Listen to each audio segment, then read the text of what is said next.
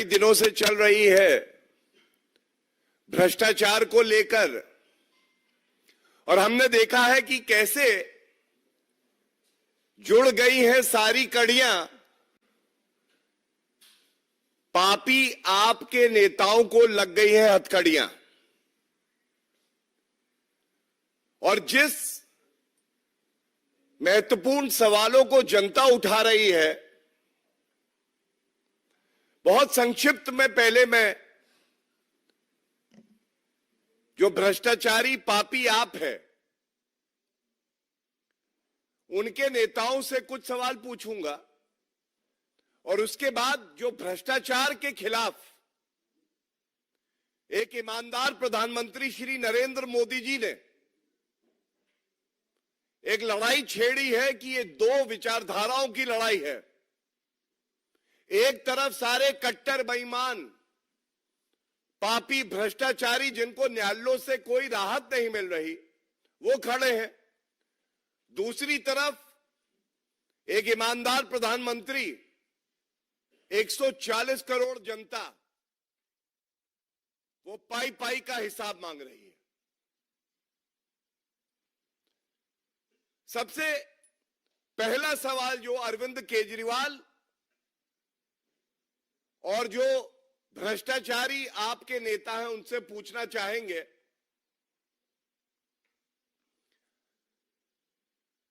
ये जो न्यायालय जाते हैं अरविंद केजरीवाल, और अब आप गिनिएगा, अरविंद केजरीवाल जी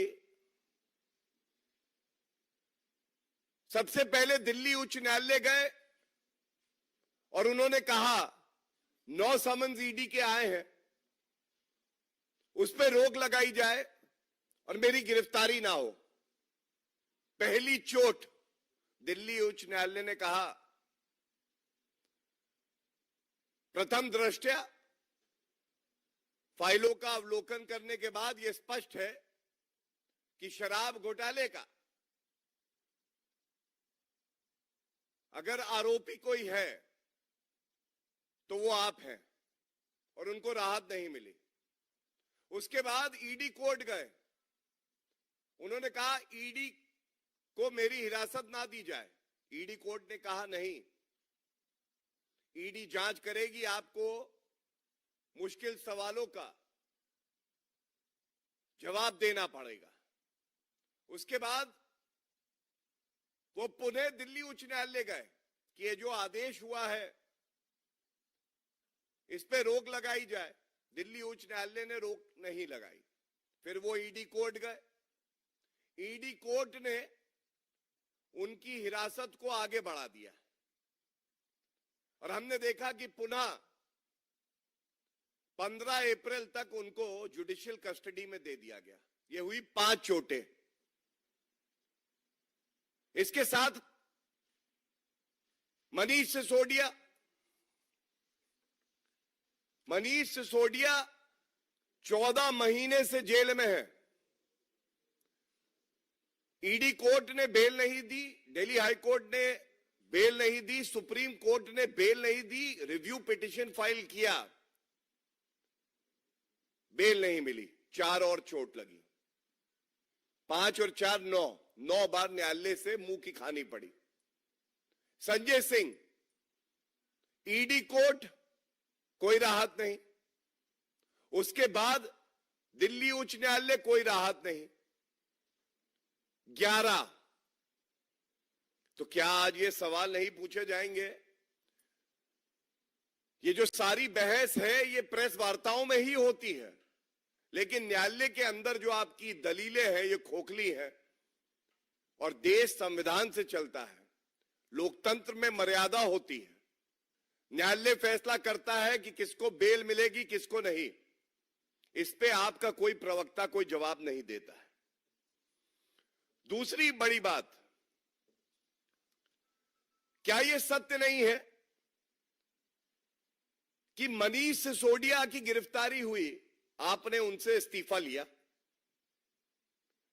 आपने सत्येंद्र जैन से, भाजपा ने ही दबाव बनाया, जनता की आवाज बन गए, आपने इस्तीफा लिया।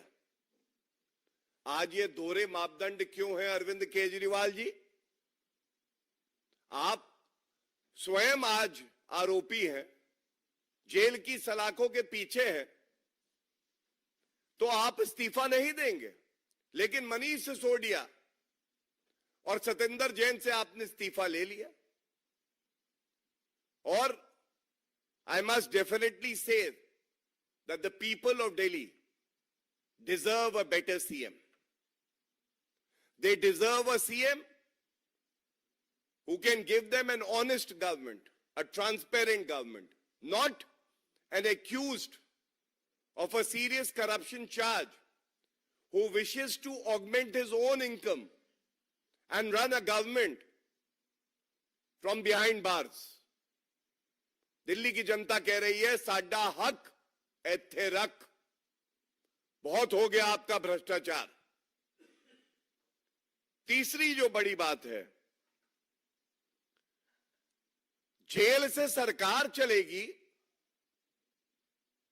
अरविंद केजरीवाल जी, आप जब भारतीय राजनीति में पहला कदम रख रहे थे तो आपने कहा था किसी पे आरोप लगे तो उसको इस्तीफा दे देना चाहिए। जब उसका नाम पाक साफ हो, उस पे कोई आरोप ना लगा हो, उसके बाद वो पुनः राजनीति में आए और सार्वजनिक जीवन में आए। आज उस उद्देश्य का क्या हुआ? जनता थू-थू कर रही है आपकी राजनीति पर। मुझे कष्ट है ये कहते हुए। एक व्यक्ति जो कहता था कि मैं भ्रष्टाचार को खत्म कर दूंगा, आज वो भ्रष्टाचार का पर्याय बना हुआ है। क्या हुआ तेरा वादा, वो कसम, वो इरादा अरविंद केजरीवाल? बच्चों की कसम खाता हूं मैं राजनीति में नहीं आऊंगा, राजनीति में आ गए। बीवी की कसम खाता हूं कांग्रेस से समर्थन नहीं लूंगा, समर्थन ले लिया। मैं बड़ा बंगला नहीं लूंगा, भ्रष्टाचार करके शीश महल बना दिया। मैं वैगनआर में छोटी सी गाड़ी में बैठूंगा, पूरा काफिला चलने लगा। मैं सुरक्षा नहीं लूंगा, ये तो दिल्ली की जनता के लिए है। जेल में भी सुरक्षा ली हुई है। ऐसा कोई सगा नहीं जिसे अरविंद केजरीवाल ने ठगा नहीं। अन्ना हजारे जी का दुख कौन जानेगा, जिसने अपने गुरु को नहीं बख्शा, दिल्ली की जनता को नहीं बख्शा, कीर्तिमान बना दिए हैं भ्रष्टाचार में। आज उनके प्रवक्ता आके कहते हैं हमें खबर मिली है कि हमारे घर भी रेड होगी, हम भी गिरफ्तार होंगे। तो कान खोल के सुन लो, पापी आपके जो भ्रष्टाचारी नेता हैं, भ्रष्टाचार किया है तो जेल तो जाना पड़ेगा। यह प्रतिबद्धता है आदरणीय प्रधानमंत्री श्री नरेंद्र मोदी जी की। किसी भी भ्रष्टाचारी को बख्शा नहीं जाएगा। और ये सब जान गए हैं कि ये जितनी बार आके प्रेस वार्ता करके कहते हैं हमें डर नहीं लगता है। जब अरविंद केजरीवाल थर-थर कांप गए, जाड़े में पसीना आने लगा, तो बाकियों की क्या हालत है ये जग जाहिर है। एक सवाल और ये पूछना चाहता हूं, सतेंद्र जैन मंत्री थे आम आदमी पार्टी की सरकार में, और उस वक्त अरविंद केजरीवाल कह रहे थे कट्टर ईमानदार हैं। वो स्वास्थ्य मंत्री बने रहे और जेल से ही कार्य कर रहे थे। क्या कर रहे थे? मालिश करवाते थे पॉक्सो एक्यूज्ड से। मतलब थेरेपिस्ट और द रेपिस्ट अरविंद केजरीवाल और सतेंद्र जैन की नजरों में एक ही थे। आज the question that we wish to ask from this platform is of constitutional morality. नैतिकता, संवैधानिक नैतिकता की बात करने जा रहे हैं। सबसे पहली जिम्मेदारी मुख्यमंत्री की, जो 1.5 करोड़ दिल्ली वासी हैं, उनके प्रति आपकी जिम्मेदारी है। अब आप मुझे बताइए, कोई निर्णय लेना हो, अति आवश्यक हो, कोई संकट हो, केंद्र सरकार तो खड़ी ही रहेगी, लेकिन संविधान में आपकी जो जिम्मेदारियां हैं, आप निर्णय कैसे लेंगे? आप तो कहते थे कि अगर किसी के नाम पे दाग लगे तो वो इस्तीफा दे। आज आप एक नया कीर्तिमान बना रहे हैं कि एक सिटिंग मुख्यमंत्री जेल की सलाखों के पीछे से सरकार चलाने जा रहा है। और चिंता की बात यह है, नैतिकता बची नहीं है। जिस कुर्सी पर मुख्यमंत्री अरविंद केजरीवाल बैठते थे,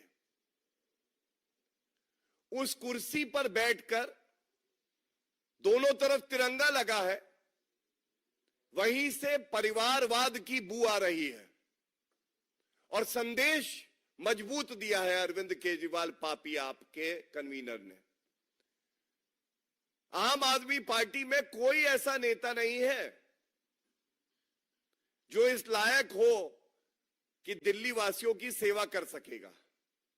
या तो मैं हूं या मेरा परिवार है। तो अरविंद केजरीवाल का दोगलापन इससे प्रतीत होता है। उन्होंने कहा भ्रष्टाचार खत्म कर दूंगा, खुद भ्रष्टाचारी बन गए। उन्होंने कहा परिवारवाद के खिलाफ मेरी लड़ाई है, तमाम बयान है उनके। और आज उन्हें अपनी पार्टी में कोई नहीं मिला, केवल और केवल अपनी धर्मपत्नी सुनीता केजरीवाल जी मिली। और जब हम ये बात कर रहे हैं, उस वक्त एक बड़ा सवाल मैं आपके समक्ष रखूंगा। आदरणीय प्रधानमंत्री जी ने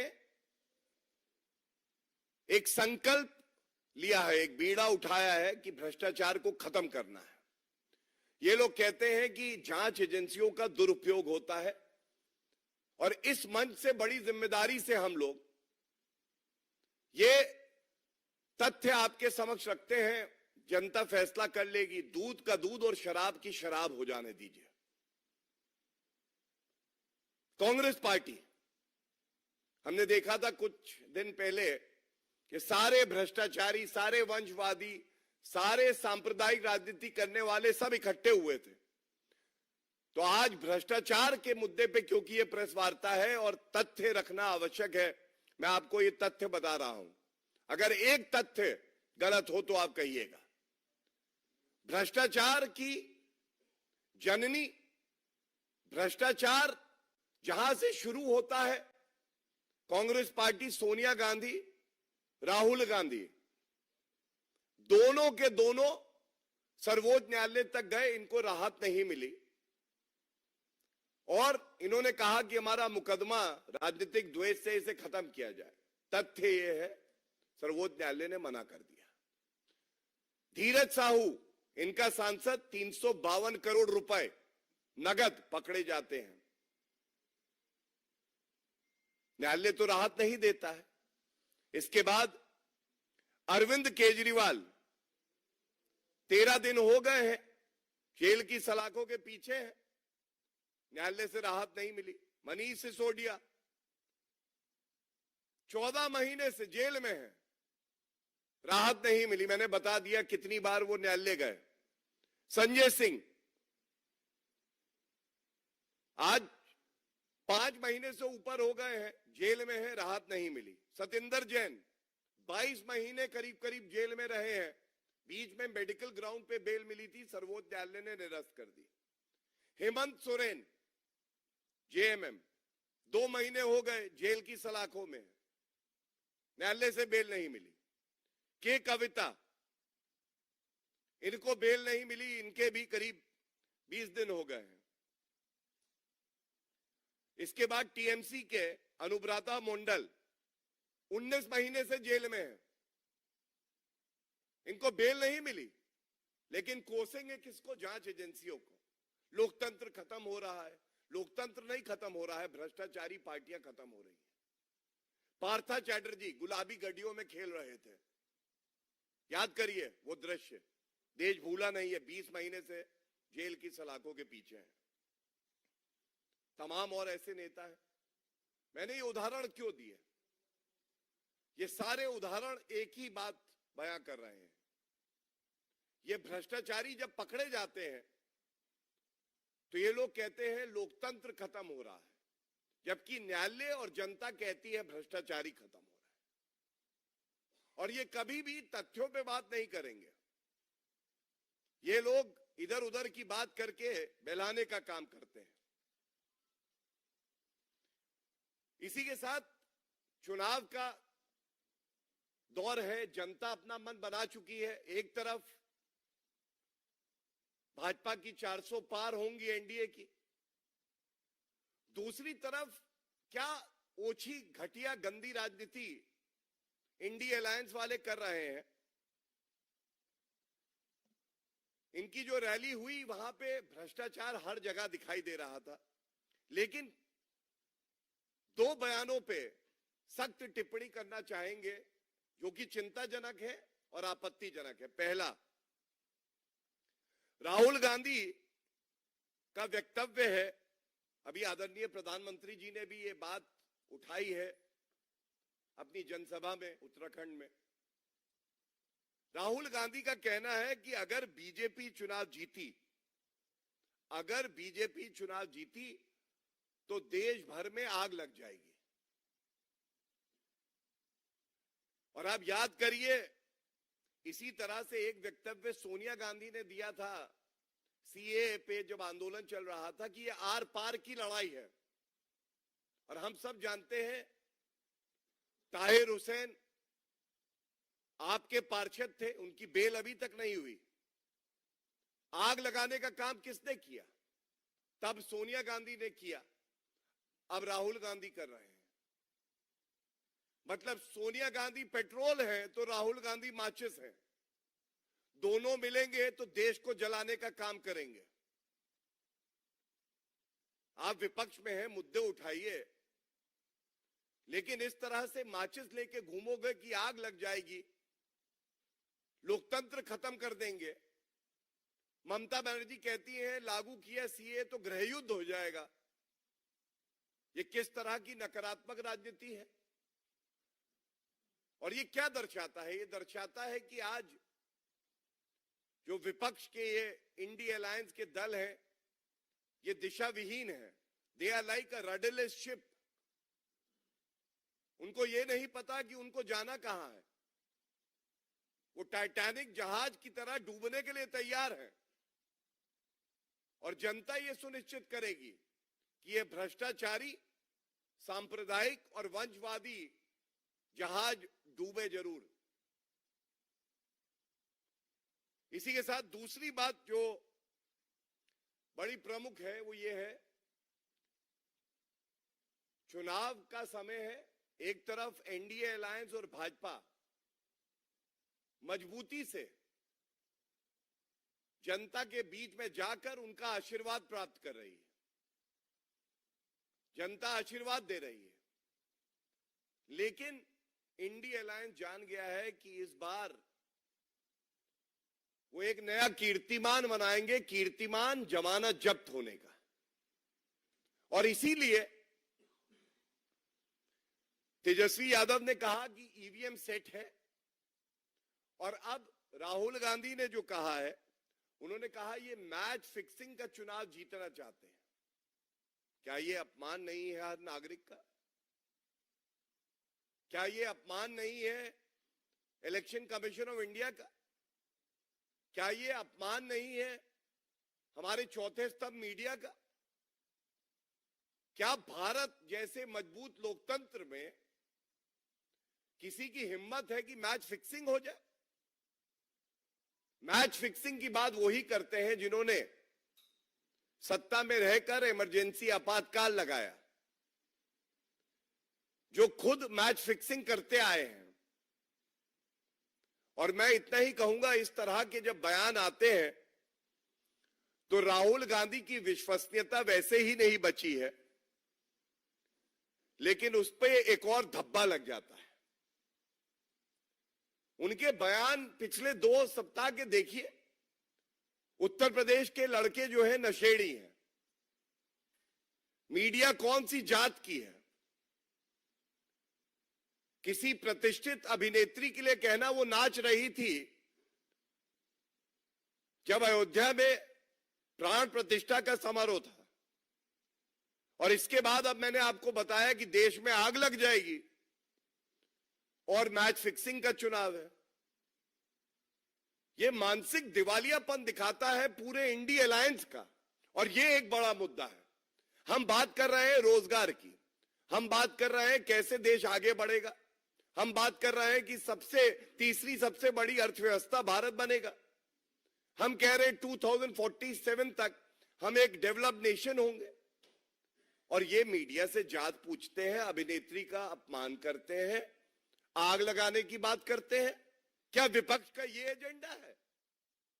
और इसीलिए कहना गलत नहीं होगा, और मैं अंत करूंगा इस बात से, बहुत ही निर्णायक चुनाव है ये, और इस निर्णायक चुनाव में एनडीए को 400 पार सीटें मिलेंगी। देश की जनता ऐसा करारा जवाब देगी। ये जो इंडी अलायंस है, इनको अपनी राजनीतिक हैसियत और नकारात्मक राजनीति करने का जो परिणाम होता है, दोनों का जवाब मिलेगा। धन्यवाद।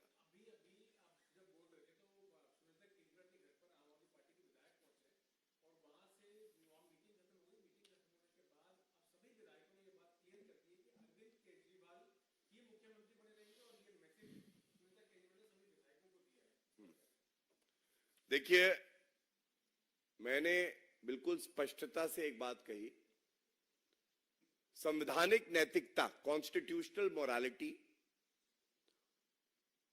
वो अरविंद केजरीवाल और आम आदमी पार्टी में अब बची नहीं है।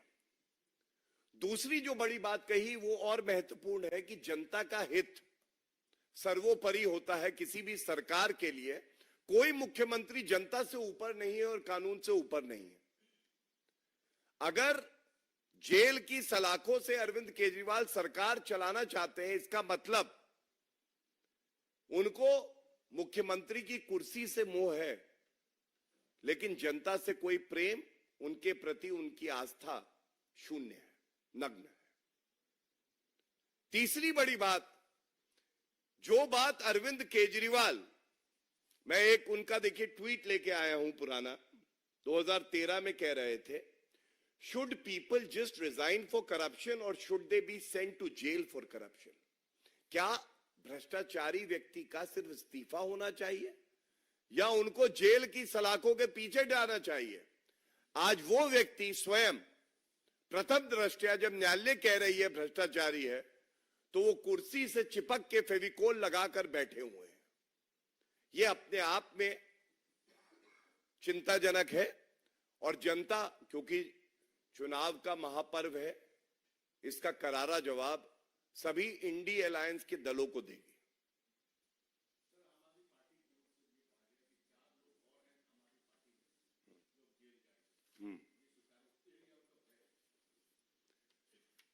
देखिए, एक तथ्य आपके समक्ष रख देता हूं। जब अरविंद केजरीवाल को 6-7 महीने पहले यह आभास हुआ कि ईडी का शिकंजा उन तक पहुंच रहा है, तो हर दूसरे तीसरे दिन इसी तरह की एक प्रेस वार्ता करके कहते थे कि अरविंद केजरीवाल गिरफ्तार होने वाले हैं। और अब वही नाटक जो छोटे कलाकार हैं पापी आप में, वो लोग कर रहे हैं। जो मुद्दे की बात है, समझने की बात है, कानून अपना कार्य करता है, जांच एजेंसी अपना कार्य करते हैं। अगर आपने भ्रष्टाचार में कोई भूमिका निभाई है, तो यह अति आवश्यक है कि ऐसा व्यक्ति जेल की सलाखों के पीछे जाए और जो जनता की गाड़ी कमाई है उसको वसूला जाए। तो ये कुछ नहीं है, ये ढोंग है, नाटक है। क्योंकि आम आदमी पार्टी में किंगपिन तो अरविंद केजरीवाल हैं, लेकिन जितने छोटे कलाकार हैं, इन्होंने भी घोटाला करने में पूरी तरह से अपनी भूमिका निभाई है।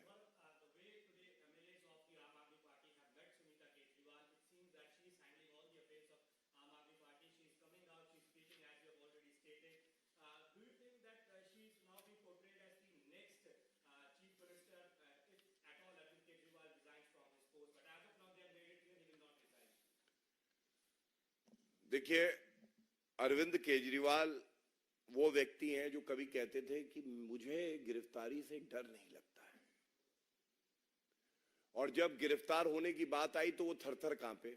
उनका ही एक बयान है, उन्होंने कहा इस्तीफे को तो मैं जूते की नोक पे रखता हूं, लेकिन जब देने की बारी आई नैतिकता के आधार पे तो उनके अपने हाथ कांपने लगे, उन्हें कुर्सी का मोह दिखाई देने लगा।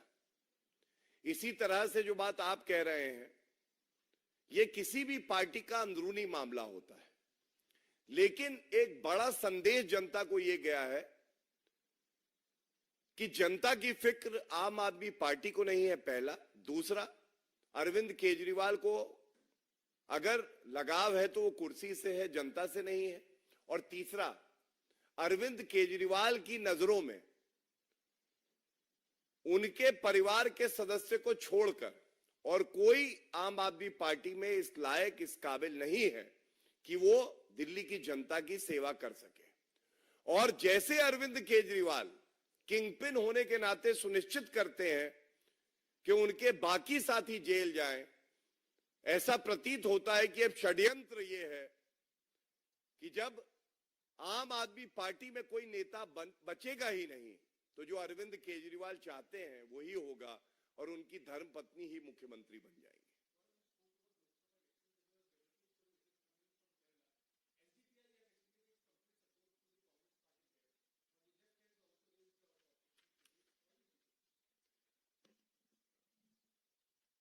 The people of the country are aware of a close nexus between Congress Party, the allies of the India Alliance, as well as SDPI.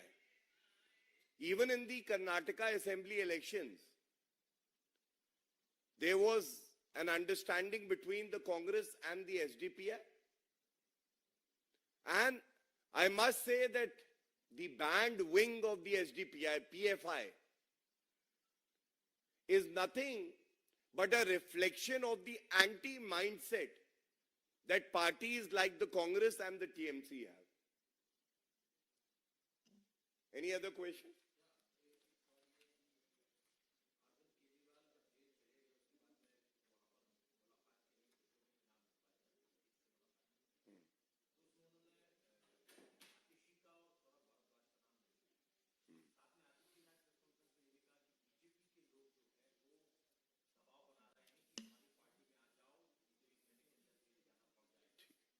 I think that question I've already answered. वो प्रश्न का उत्तर दे चुका हूं, लेकिन आपकी बात पे एक चीज जरूर कहूंगा। क्या अरविंद केजरीवाल का सपना है कि पूरी कैबिनेट जो है जेल से ही चलाऊंगा? और ये जो सूचना आई है, जेल नंबर 1 में मनीष सिसोदिया है, जेल नंबर 2 में अरविंद केजरीवाल है, जेल नंबर 5 में संजय सिंह है, जेल नंबर 6 में के कविता है और जेल नंबर 7 में सतेंद्र जैन है। सारे जेल भर दिए। ऐसे हैं हमारे अरविंद केजरीवाल जी।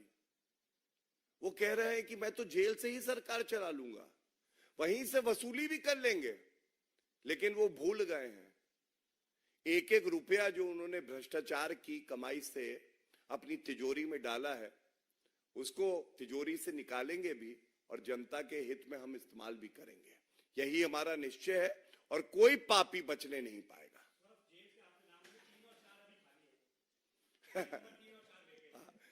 आप बहुत समझदार